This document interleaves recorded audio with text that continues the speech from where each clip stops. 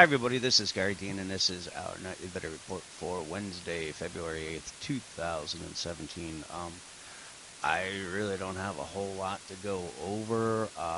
The most exciting part of the day was the Open, and then probably 30 minutes into it. And from then, we did absolutely nothing. And it's really probably the only thing I can say is, this is part of that topping process. And I've been saying what has to happen is both sides have to be on aligned with the market's not going to head down. So when you have the bears that are looking for a breakdown, and you get this big move and then it's back up again, then you get another big move and it's back up again, and today was the same thing. So you have all the bulls that are waiting for a pullback to try to get into the market that are now getting really, really frustrated because they're not getting a chance. And what's going to happen is they start to chase.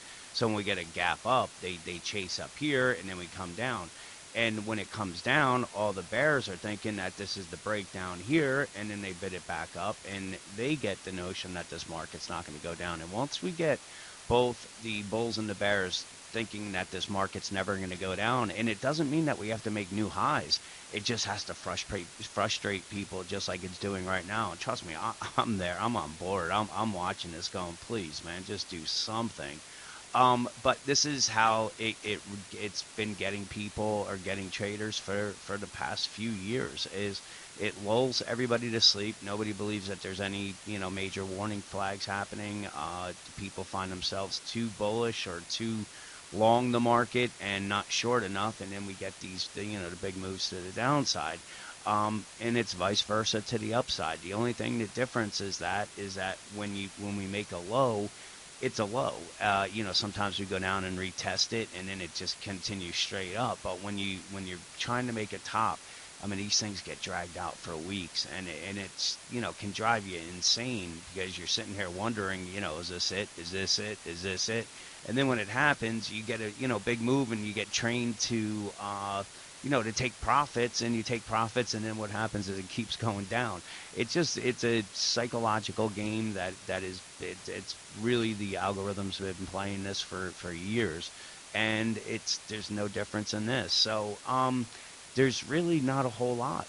We had an early drop here. It went down to just about to the 38% retracement, a little bit above it, but found buyers at the 200-day moving average. But this is only a 15-minute chart. From there, we had a bump back up again, and if the bulls can get above today's highs, they're probably going to make a run for somewhere between the 22.98 up to the 22.99. And if they get above that, then obviously we're going to be, stretching for the for new highs on it.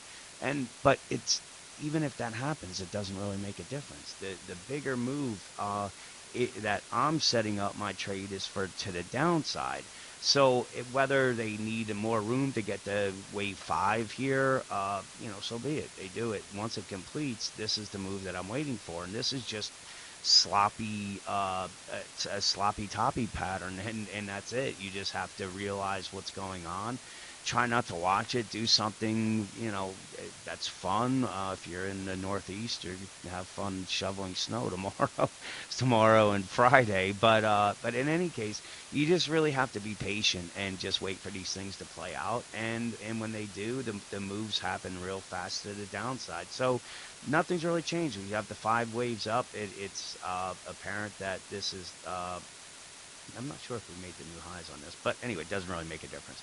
Whether we have 5 waves up. The next move that I'm anticipating, bare minimum usually 38%, but more likely 50%, which is 21.92, and it can go all the way down to the 21.30. And the crazy part about that is it's still a bullish pattern. This is just a retracement before we make the next move to the upside, and that's the good thing about this is that I'm not sitting here painting we're heading into a bear market or anything like that. I'm just saying there's going to be a pullback that nobody's expecting. A lot of people are going to get shaken out. When they get shaken out, that's when, they bid it back up again, and nobody's going to get bullish until we start taking out these highs. and then it stalls. And like I said, it's just a, rinse, repeat, do it all over again. So bearish divergences overbought. 15-minute, we didn't even get into a complete reset of the of momentum. We know we have the bearish divergences. Bears need to get it through this 2280 85. If they do that, then they're going to come down, close the gap at the 2281, or come all the way down to this 2274.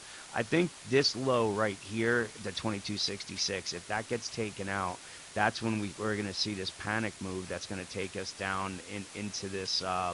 It's somewhere in the let's say that it could stop at the 2150 or even this the 2230. Once these, support levels break, that's when you just see panic heading in. But there's a few little panic triggers, but nothing really major until we start taking out the 2254 and then the 2232. So that's really about all I have. If they head higher, so be it.